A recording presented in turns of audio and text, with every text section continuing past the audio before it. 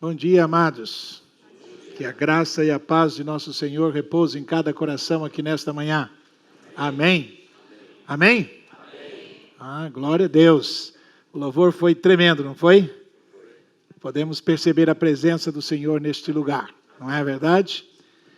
E é interessante, enquanto cantávamos aquele cântico, eu te amo, ó Deus, eu te amo, eu te amo. É a primeira vez que eu ouvi cantar esse cântico, mas tocou muito ao meu coração. E me fez lembrar de uma história, um fato que ocorreu na nossa vida. Isso quando muitos de vocês ainda não tinham nascido. Foi lá nos anos de 1980, talvez, em Cascavel. A gente voltou, acho que alguns de vocês já conhecem a minha história, né? Que eu comecei a estudar aos 21 anos de idade, morava no Paraguai, e aí viemos para o Brasil para eu poder estudar. Deus tinha me dado o chamado ministerial, e eu era semi-analfabeto, e nós fomos morar numa chácara. E nós tínhamos 2 filhos, um tinha 5 anos de idade, o outro 3 para 4 anos, e essa chácara, onde a gente morava, mais em cima assim, tinha um lago, onde o gado bebia água, e havia uma cerca que passava no meio do lago. E um sábado de manhã eu estava lavando um Jeep velho que eu tinha para poder vir estudar, e de repente eu ouvi gritos. Quando eu ouvi os gritos, eu saí correndo, falei assim, acho que uma vaca, alguma coisa deve ter pego um dos meus filhos. E eu saí desesperado. Quando eu chego na beira do lago, eu só vejo um menino. E de repente o outro menino boia do outro lado da cerca. E na carreira que eu vim, todo mundo diz que a adrenalina é para isso. Eu não tenho ideia, meus irmãos, como aconteceu. O fato é que eu pulei por cima da cerca de arame e peguei o meu filho, já basicamente afogado, vomitando água, e aí eu peguei nos braços e trouxe. Quem salvou foi o irmão mais novo, que começou a gritar. Na beira do lago ele começou a gritar. Isso me lembrou um pouco do cântico que nós cantamos, sobre paternidade, sobre pai. E enquanto nós cantávamos esse cântico, o Espírito do Senhor mostrou a mim que há pessoas aqui que têm relacionamento quebrado com seus pais. Há pessoas no nosso meio que, quando lembra de alguma, quando olha para a sua infância, ainda sente dor, momentos de dor na sua vida. E o Senhor quer te curar. O Senhor quer te libertar dessas memórias. Antes que você seja liberto dessas memórias, você jamais vai poder desfrutar de um relacionamento íntimo com o Senhor. Você nunca vai conseguir entender a paternidade e nunca vai poder entender o amor de um pai. Então o Senhor, nessa manhã, quer curar o seu coração, quer curar as suas lembranças, quer purificar a sua vida e quer te dar, de fato, uma nova oportunidade na vida de conhecer e entender o amor de Deus para a sua vida. No final, eu gostaria de orar para aqueles que, de fato, se identificaram com esse momento aqui. Cadê o Arthur? Vem cá, Arthur. Vem cá. O Arthur está de férias, certo? Férias prolongadas. Ele vai ver o que é isso a partir da semana que vem. Como é que vai ser as férias dele, não é? Não sei se vocês sabem, mas o Arthur me chama, ele e a Maria me chamam de avô. Ele diz, ô vô, tudo bem? E então minhas netas estão para nascer, não é? E como nós já vamos ser bisavós, né? A nossa bisneta vai nascer daqui uns dias, nesse mês também. Nós não sabemos bem o dia, talvez daqui 2 semanas a nossa bisneta vai nascer, lá nos Estados Unidos. Né? Nós só vamos poder vê-la em junho, quando a gente for para lá. Mas eu queria orar nesse momento pelo Arthur e Maria e pelas meninas que estão aí para nascer. Senhor, o Senhor nos dá vida. E a Tua palavra diz que a vida vem do Senhor. O Senhor deu o presente para Arthur e Maria, essas 2 meninas lindas que estão para nascer. Meu Deus, eu oro ao Senhor neste momento pela vida da Maria e que o Senhor possa tocar a vida dela e que esse parto será uma bênção e virá, Senhor, da melhor maneira possível. Senhor, e nós gostaríamos que acontecesse o mesmo que aconteceu com João Batista, que essas meninas nascessem cheias do Teu Espírito, e que o Senhor conceda a eles graça, graça, graça, Senhor, que o Teu Espírito revista eles de poder, dando a eles graça para cuidar para a glória do Teu nome, em nome de Jesus. Amém. Amém. Amém. Glória a Deus. Você pode abrir a sua Bíblia no capítulo 1 e 2 de Gênesis. Eu não vou ler agora porque eu vou trabalhar alguns versículos ali, não é? Sei que vocês estão trabalhando o tema, esse tema muito importante, né? Que fala da nossa tarefa, do nosso trabalho, da nossa missão, né? Eu acho que podíamos lembra dos cinco ministérios em Efésios 4? Qual que é o primeiro? Apóstolo, profeta, evangelista, pastores e mestres. Poxa, vocês não decoraram ainda, Arthur. Isso é erro seu, falha sua, não é? Novamente, apóstolos, profetas, evangelistas, pastores e mestres. Então, a igreja apostólica, eu fiquei pensando quando o Arthur falou comigo, como é uma igreja apostólica? Como deve ser uma igreja apostólica? Talvez, numa resposta simples, seria uma igreja que todos conheçam a sua missão e desempenhem e desenvolvem a sua missão. É uma igreja em missão, porque isso é uma igreja apostólica. É uma igreja que, de fato, não só conhece os dons espirituais, mas deixam ser levados por ele. Há poucos dias eu estava com um grupo de pastores e fiz a seguinte pergunta. Irmãos, vocês creem na contemporaneidade dos dons espirituais? Todos os pastores disseram, nós cremos. Aí eu perguntei, vocês têm visto a manifestação dos dons espirituais na sua igreja? Eles disseram, não. Eu disse, qual é a diferença entre crer e não ver a manifestação dos dons espirituais? Será que vocês não enquadram, então, naqueles que não creem? Porque não faz sentido, faz você crer na manifestação dos dons espirituais e, de fato, não acontecer. Quando você lê para Coríntios, capítulo 12, eu gosto muito e começa a descrever sobre os dons, no versículo 7, fala que a manifestação do Espírito acontece. A palavra manifestação, phaneros, no grego, é teofania. É a mesma do Velho Testamento, quando eles tinham... o anjo aparecia a Abraão, isso era uma teofania. Quando Deus apareceu a Moisés, lá na sarça ardente, isso era uma teofania. Então, a manifestação dos dons espirituais se dá dessa forma, é uma manifestação, é uma teofania, ou seja, é algo vivo que acontece. A outra pergunta que eu fiz há poucos dias foi o seguinte: Jesus, quando foi elevado aos céus, ou antes de ser levado aos céus, ele encontra com seus discípulos, já no último momento, onde ele vai ser levado para os céus, e ele fala para os discípulos que era para eles voltarem para Jerusalém, para eles serem batizados com o Espírito Santo. E os discípulos não entendem nada e perguntam assim, como será isso? Aí Jesus fala, mas vós recebereis poder ao descer sobre vós o Espírito Santo e serão o quê? Minhas testemunhas. Quando você for chamado para ser uma testemunha em uma corte, em um julgamento, você nesse julgamento, se você for um testemunha, uma testemunha disso, você vai falar do que ouviu ou do que viu? Do que viu. Porque o que você ouviu pode ser fofoca, não pode? Então eu olho e eu disse assim para eles, vocês não acham que em muitas igrejas nós estamos apenas fofocando o Evangelho? Nós estamos apenas pregando aquilo que ouvimos, mas nós não temos nada o que mostrar. Aí eu dei um exemplo para eles, não é? E foi muito, muito interessante. Os nossos netos passaram aqui na nossa casa por um mês, agora no final do ano. Do dia 23 de dezembro até 23 de fevereiro, eles estiveram conosco. E o meu neto de 12 anos, ele é muito inteligente, muito inteligente. Ele já leu a Bíblia 3 vezes, de Gênesis a Apocalipse, com 12 anos de idade. E ele é meu chaveiro. Aonde eu vou, ele vai. Aonde eu estou, ele está. Até no médico, quando eu vim aqui em Curitiba no médico, ele veio comigo. E quando o médico chamou, ele falou assim, vovô, eu posso ir com o senhor? Eu falei, pode ir lá comigo.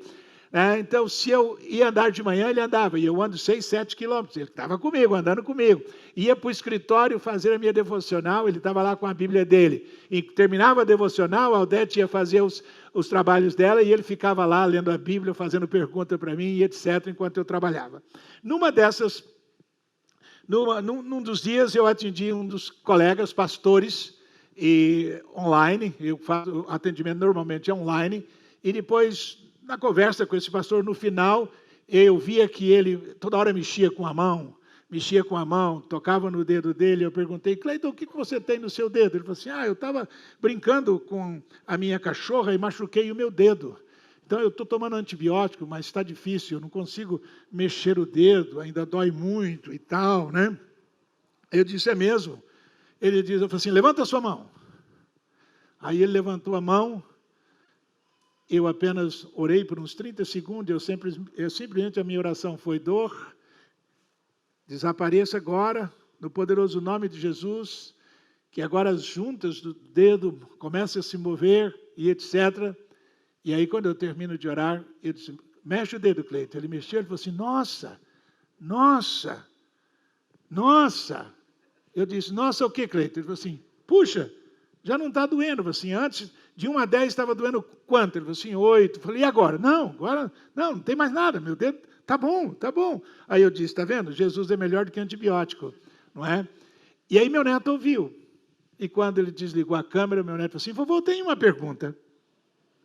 Ele disse, não, pode perguntar. Ele falou assim, porque no dia 24 de dezembro e no dia 31, para quebrar aquela ideia de festa, de comelância, que as famílias sempre reúnem, bebe, come. Então eu chamei os amigos lá de perto e nós fizemos um culto.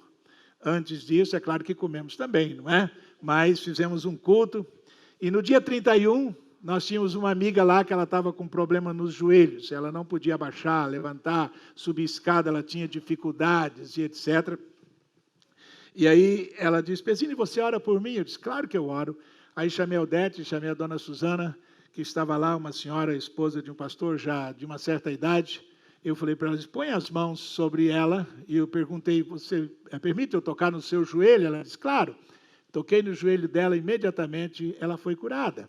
Aí ela abaixava, levantava, e ela ficava... E o meu neto viu. A pergunta do meu neto foi assim, vovô, aquele dia o senhor tocou o joelho da tia Márcia. Mas como é que é isso agora? Agora, por câmera? Aí eu disse, sabe por quê? Porque quem cura não é o vovô. Quem cura é o Cristo vivo que habita em nós. E esse Cristo está aqui, está lá. Então, essa é a verdade do Evangelho. Então, queridos, isso é testemunho. Ou seja, o meu neto é a testemunha do poder de Deus que opera através de Cristo Jesus. Não é? Paulo diz isso em Romanos, ele falando que o Cristo que operava através dele, em palavras e em ação. Então isso me leva a pensar numa coisa, que todos nós somos criados por Deus para algo, para um propósito definido. Ninguém está aqui por acaso, ninguém foi um erro. Isso não foi porque sua mãe e seu pai simplesmente por um erro você apareceu. Não, há algo muito mais do que isso. Nós precisamos saber que todos nós fomos criados por Deus para vivermos neste mundo, para cumprir aquilo pelo qual o Senhor nos criou. Não estamos aqui por um mero acaso. Desse modo, descobrir e desempenhar este propósito, essa razão, é essencial para nos sentirmos úteis e alcançarmos o senso de realização pessoal, senso de bem-estar, ou aquela paz interior que flui do nosso coração.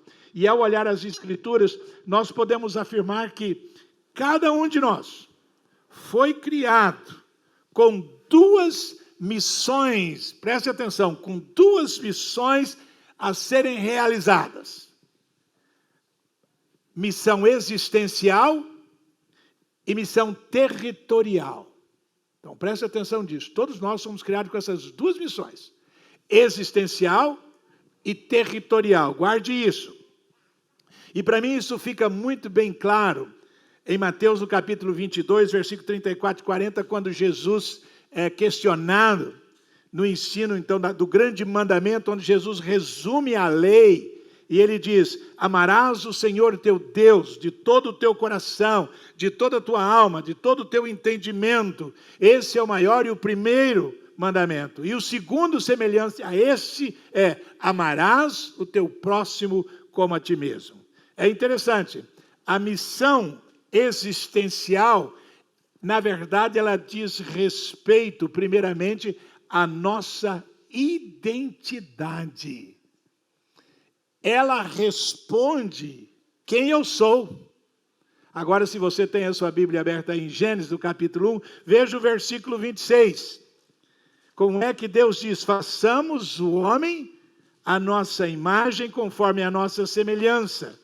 Isso mostra quem somos. Isso mostra quem somos. Isso mostra que somos filhos de Deus. Que somos eternos, assim como Deus é. Assim como Ele é. Nosso Pai é eterno. Então nós somos criados eternos. Fomos criados à semelhança de Deus. E o segundo, mostra que fomos criados como seres que se relacionam. Primeiro mostra a nossa identidade, mostra quem somos. E depois mostra que nós somos relacionais. Porque Deus é a relação entre Pai, Filho e Espírito Santo. Eles se relacionam de tal forma entre os três que formam um só Deus. E Ele nos criou a sua imagem conforme a sua semelhança. Não é? Como é que é o seu nome? Me diga de novo. Alexandre orou aqui dizendo que nós sermos parecidos com Jesus. Na verdade, isso expressa algo de que somos divinos. Somos parecidos com Jesus e temos que crescer cada vez mais nisso, não é? Então é um relacionamento único, tal qual Deus o Pai, Filho e Espírito Santo relacionam no mistério da Trindade. Então, identidade, quem somos? Fomos criados seres relacionais porque o Pai se relaciona com o Filho e com o Espírito Santo. E em terceiro, fala da intimidade. Foi isso que o cântico falou, não foi? Da paternidade, da intimidade. Nós somos criados para termos intimidade com Deus. Entre todos os seres criados, queridos, por Deus, o ponto culminante foi o homem e a mulher, criados como filhos de Deus, à sua semelhança. Então, fomos feitos à imagem de Deus para refleti-lo, amá-lo, senti-lo e nos comunicar com Ele. E através deste relacionamento, Ele é glorificado em nossas vidas. E em reciprocidade, Ele promete cuidar de nós. Conforme o salmista ora no Salmo 32, versículo 8, ele diz: instruir-te-ei e te ensinarei, não é? O caminho por onde deves andar, guiar-te-ei com os meus olhos, diz o Senhor. Olha só o que o Senhor está dizendo.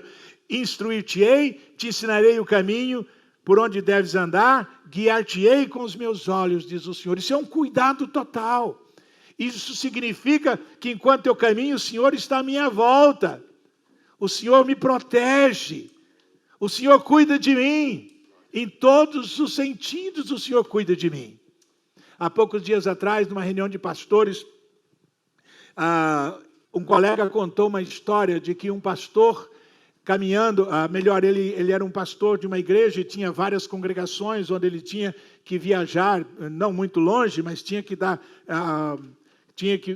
atos pastorais nessas congregações, e tinha uma dessas congregações que ele tinha uma estrada de terra, e ele tinha que ir para essa congregação. O povo estava lá esperando, só que chovia muito, e era noite, estava chovendo muito, e o pessoal dizia assim, não vá, não vá. Ele disse, não, eu tenho que ir, eu tenho responsabilidade, o povo está lá me esperando para poder, assim, eu tenho que ir, essa é a minha responsabilidade. Ele pega o carro, e ele se lança na estrada. Só que quando ele vai chegando perto de uma ponte, ele vê um carro com o farol voltado e um homem com os braços abanando. Aí ele para o carro, o homem chega no vidro e diz, não, para, a ponte caiu, não, para. E ele para o carro, aí ele fala assim, então bom, então eu vou voltar. E ele simplesmente passa pelo carro. Quando ele faz a volta, que ele olha, não tem carro, não tem ninguém. Não tinha ninguém. Isso. E ele começa a chorar. E ele começa a dizer, isso é o cuidado de Deus, é o cuidado do Pai. Ele põe os anjos para cuidar de nós. Então é isso que o texto diz, queridos. Esse é o compromisso de Deus para conosco. E se você quer dar uma olhadinha, eu não vou explorar tudo, mas eu acho que a gente precisa olhar 2 versículos do Salmo 91. E eu quero dizer uma coisa para vocês. Quando começou a pandemia, eu escrevi um texto sobre esse salmo e coloquei no Facebook. Eu levei tanta pedrada que os amigos pediram que eu tirasse esse texto dali. Não é? E eu estava dizendo, irmãos, não precisamos entrar em desespero. Nós temos um Deus que cuida de nós. Não é? Cuida de nós. Então eu estava ouvindo um sermão do Bill Johnson, ele dizendo assim, Jesus é o melhor antivírus que nós temos. Esse foi o sermão de Bill Johnson, né? E eu vou dizer uma coisa para vocês, eu creio nisso. É claro que muitas pessoas foram afetadas, muitas morreram, gente queridas nossa. Mas há um fator curioso. A nossa experiência, minha e da Odete, na nossa casa, primeira vez, nosso filho e nossa nora vieram para a nossa casa, eles chegaram tossindo, chegaram gripados, era assim, nós trouxemos a cachorro, eu acho que o problema é a alergia do cachorro, estava ali, tomaram chimarrão conosco, nos abraçamos, nos beijamos, fizemos tudo. 2 dias depois eles foram embora, quando chega lá, eles estavam com Covid. Naquele momento mais crítico. E eles, pai, cuida, você e a mãe, porque nós já estávamos com Covid quando chegamos aí. Eu falei assim, não se preocupa, meu filho, pode ficar tranquilo, nós estamos imunes. E meu filho só não foi internado porque não tinha lugar no hospital, a médica foi em casa tratar dele. Mas aconteceu um fator curioso, a gente orou. Numa noite ele suou tanto que ele disse que trocou a roupa 4 vezes à noite. E sempre a gente ligava ali pelas 10, 11 horas para saber como é que eles estavam. Ainda estavam na cama, ainda ruins e etc. Naquele dia, quando eu liguei, ele estava lavando louça. Ele é careca, ele passa a máquina no cabelo todo assim. Estava pelada a cabeça dele. O que aconteceu? Ele disse, pai, eu suei essa noite, mãe, esse pão, não tenho mais nada. Bom, pouco tempo depois vem um pastor amigo nosso, passa lá em casa, toma chimarrão conosco, fica lá, foi embora, chega na casa dele com Covid. Vocês estão brincando, vocês estão pegando Covid aqui em casa? Te cuida, assim, nós estamos com Covid. Logo depois vieram o irmão da Odete, a família toda vieram, ficaram lá em casa, e eles todos ruins, chegaram lá todos com Covid. E até hoje nós não pegamos Covid. Espero que a gente não pegue ela que está por aí, né? A gente não quer pegar, a não ser que ela nos pegue, mas a gente não quer, não é? Veja bem o Salmo 91, eu queria apenas 2 versículos. Olha o primeiro versículo. Aquele que habita no esconderijo do Altíssimo e descansa à sombra do Todo-Poderoso, pode dizer ao Senhor, tu és o meu refúgio, é a minha fortaleza, o meu Deus em quem confio. Olha só. Agora, para você dizer que Deus é o seu refúgio e a sua fortaleza, você precisa estar onde?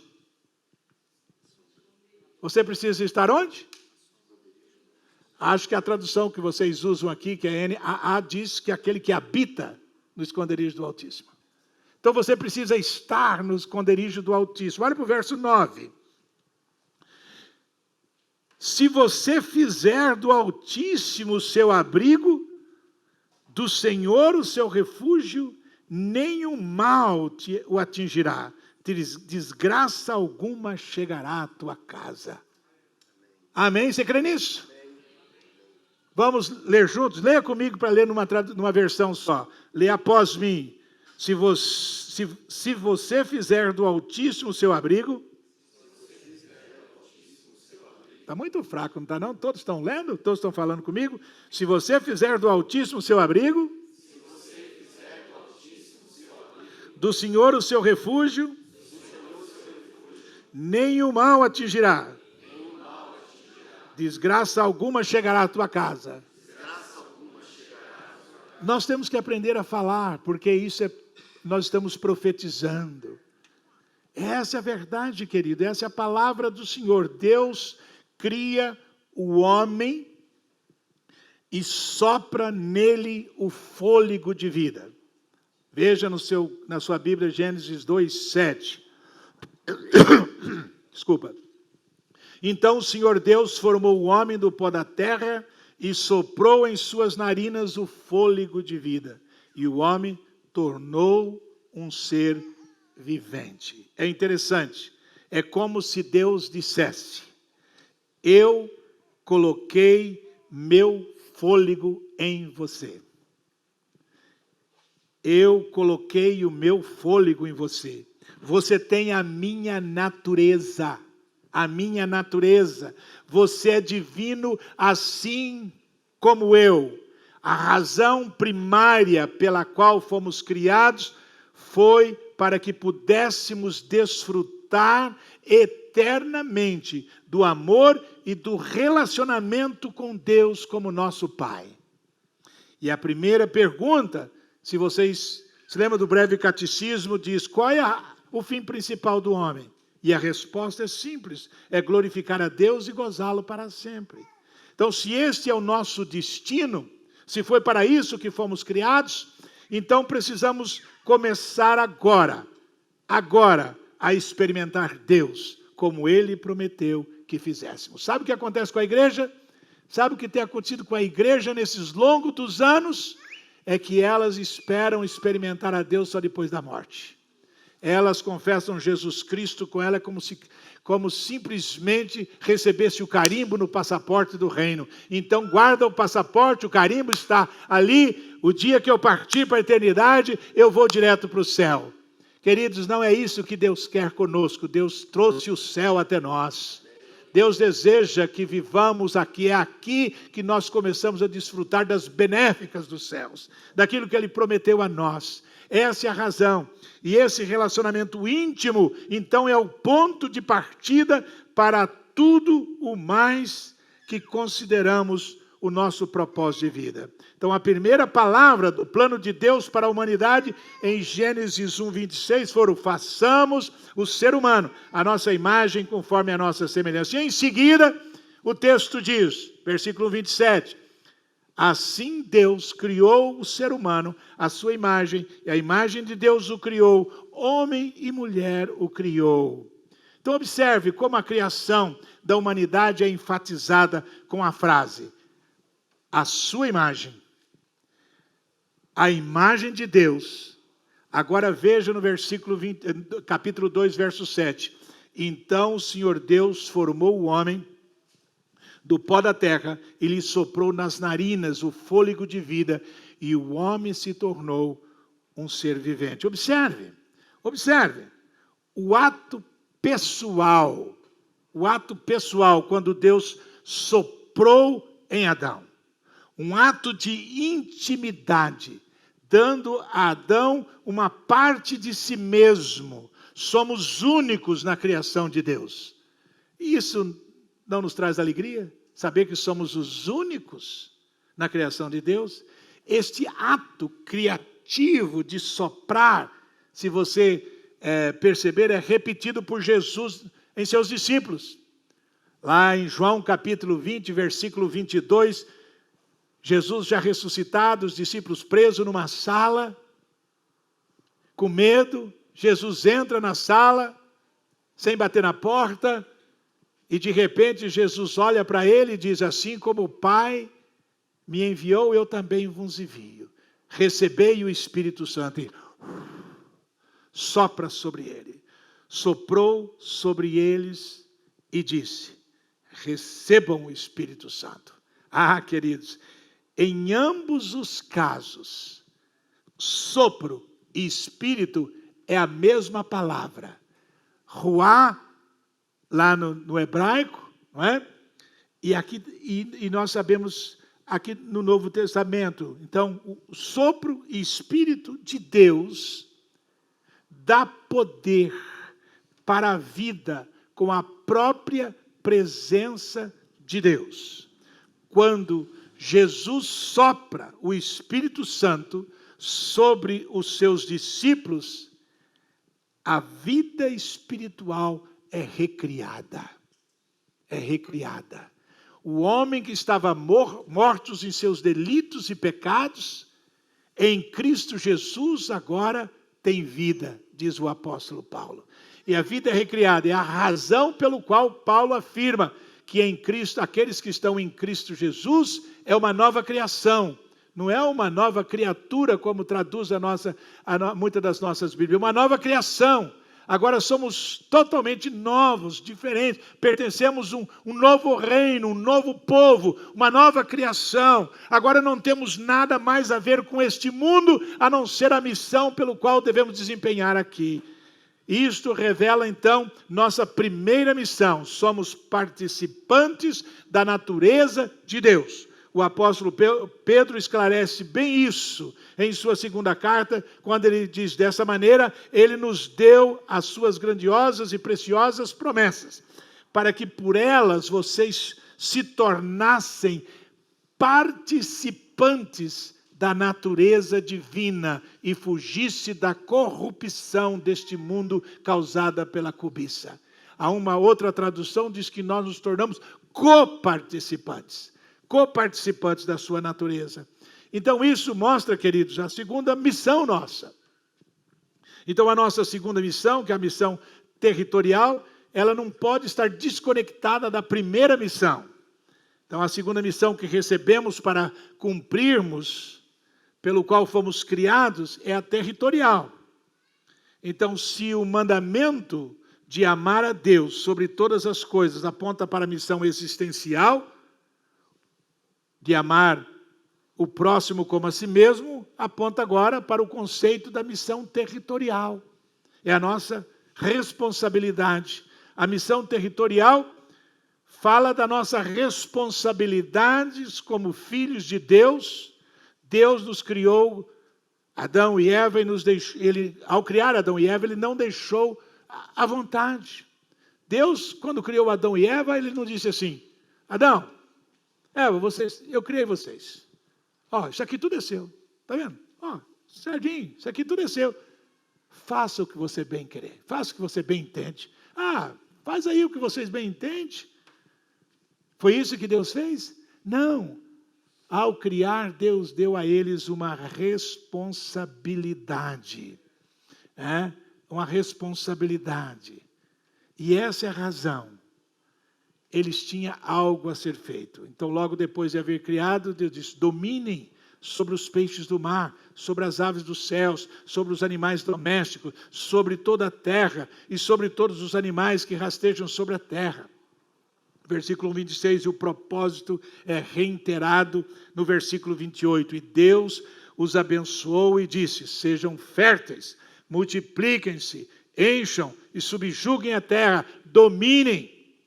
O ser criado à imagem de Deus, para ter intimidade com Ele, para gozar de um relacionamento perfeito com Ele, agora deve governar, deve gerir, deve proteger a criação, assim como o próprio Deus o faria com amor e cuidado. Então, quando Adão desobedece a Deus, dando ouvido à voz da serpente, ele entrega ao inimigo este governo.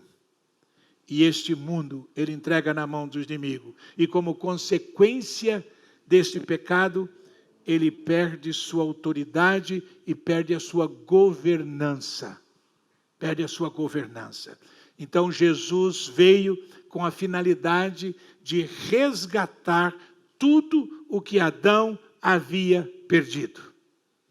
Ele fez isso dando a sua vida em resgate de toda a humanidade. Eu acho interessante que quando você lê nos evangelhos o encontro de Jesus no deserto com o diabo, pela primeira vez o diabo foi verdadeiro. Ele fala para Jesus assim: se você ajoelhar e me adorar, eu darei tudo isso aqui, porque tudo isso foi me dado. É interessante, ele não fala, tudo isso é meu. Ele fala, não, isso foi me dado. É verdade, Adão deu a ele.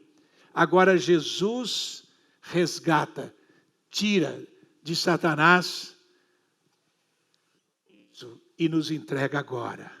Ele fez isso resgatando toda a humanidade pela sua morte. A visão do Novo Testamento é que o objetivo dos 3 anos do ministério terreno de Jesus foi treinar seus discípulos e batizá-los no Espírito Santo, para que em todos os aspectos de suas vidas fossem transformados e eles fossem capacitados, recebessem sabedoria e poder para dar continuidade ao que Jesus havia iniciado em palavras e em ação.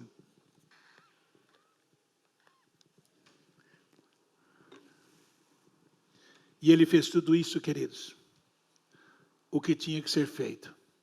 E ao fazer isso, para preparar seus discípulos para o cumprimento da sua missão, que é expandir o reino de Deus até os confins da terra, para isso, após haver ressuscitado, ele chama seus discípulos e lhes concede autoridade para falar em seu nome e poder para testemunhar em palavras e em ação a respeito do reino de Deus.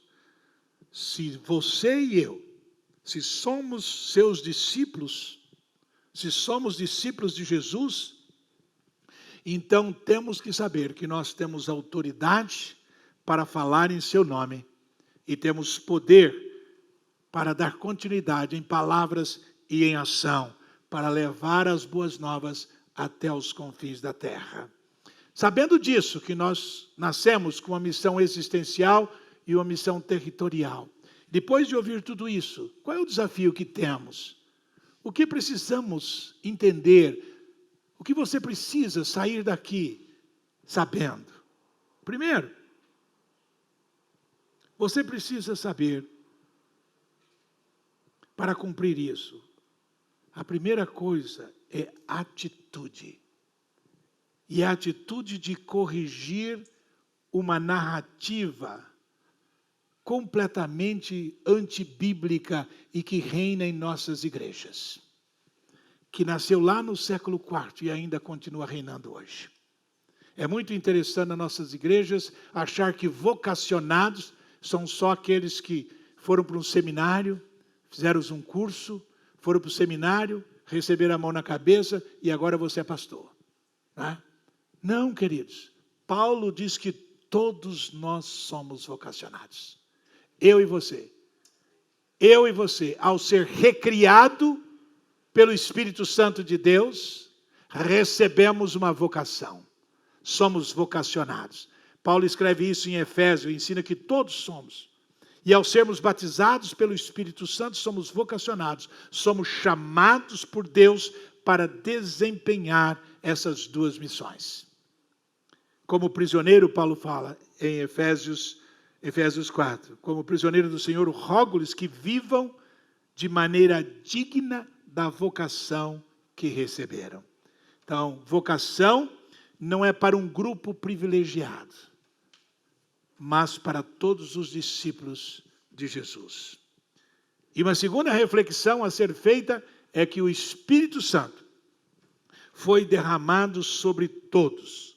Portanto, você tem autoridade e você tem poder dado por Jesus ao descer sobre você o Espírito Santo. A autoridade de Jesus era derivada da sua intimidade com o Senhor, ela que ele nutria com o Pai, e sua identidade que foi formada, e ao ouvir a voz do Pai dizendo, este é meu filho, e nele eu tenho prazer. E a autoridade nos foi dada, mas necessitamos desenvolver intimidade com Deus para descobrir o que Ele está fazendo, a fim de nos tornarmos parceiros, cooperadores dEle na obra da expansão deste reino. E em terceiro, desafio para nós hoje como líderes da igreja, precisamos treinar todos os discípulos que frequentam os nossos cultos, você que está sentado hoje aí nessa cadeira, para aprenderem e desempenharem a missão territorial que você recebeu do Pai. Essa é a nossa responsabilidade.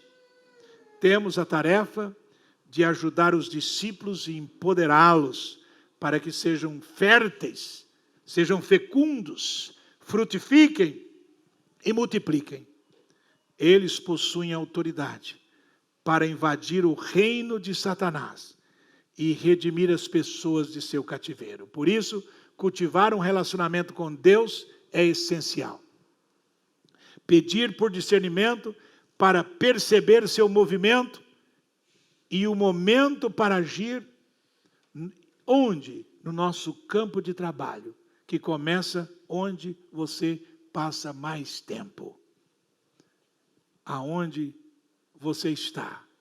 E aí onde você passa mais tempo. Assim, você precisa estar de antena ligada, antenado e atento para você viver de tal forma para expandir o reino de Deus. E significa o quê? Ao ver alguém doente ou oprimido, deve perguntar ao Espírito Santo se deve orar por aquela pessoa, para que ela seja curada ou liberta.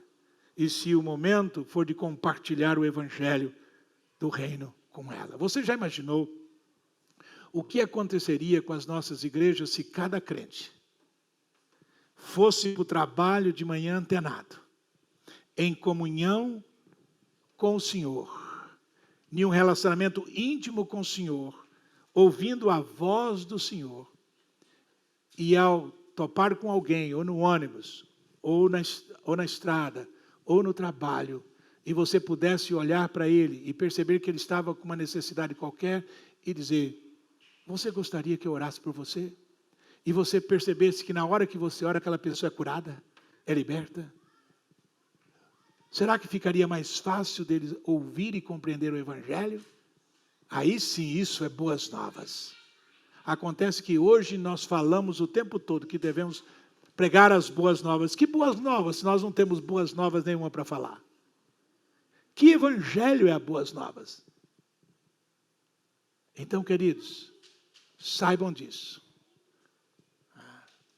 Uma igreja apostólica é uma igreja cujos membros saibam que todos são vocacionados e que todos estão aqui para desempenhar uma missão e que todos se colocam à disposição do Senhor para isso. Amém? Nossa, acho que não foi muito lá, não. Amém? Amém. Glória a Deus. Feche os seus olhos por um instante. Queria que você orasse. Aonde você está? Orasse ao Senhor neste momento, dizendo, Senhor, dê-me essa ousadia. Dê-me essa intrepidez. Senhor, dê-me coragem. Não permita jamais que eu seja sucumbido pelo medo. Senhor, para que eu não seja negligente quando eu estiver perto de alguém que eu perceba que precisa de oração, que eu possa vencer a mim mesmo. Quando eu ouvir a voz do Espírito do Senhor dizendo, ore. E assim então, Senhor, eu poderei fazer isso para a glória do Teu nome. Senhor, eu saio daqui nesta manhã desafiado para desempenhar a missão pelo qual o Senhor me criou. E assim eu quero que o seu nome seja glorificado em minha vida. Para a glória do teu nome. Para a glória do teu nome. Amém. Amém.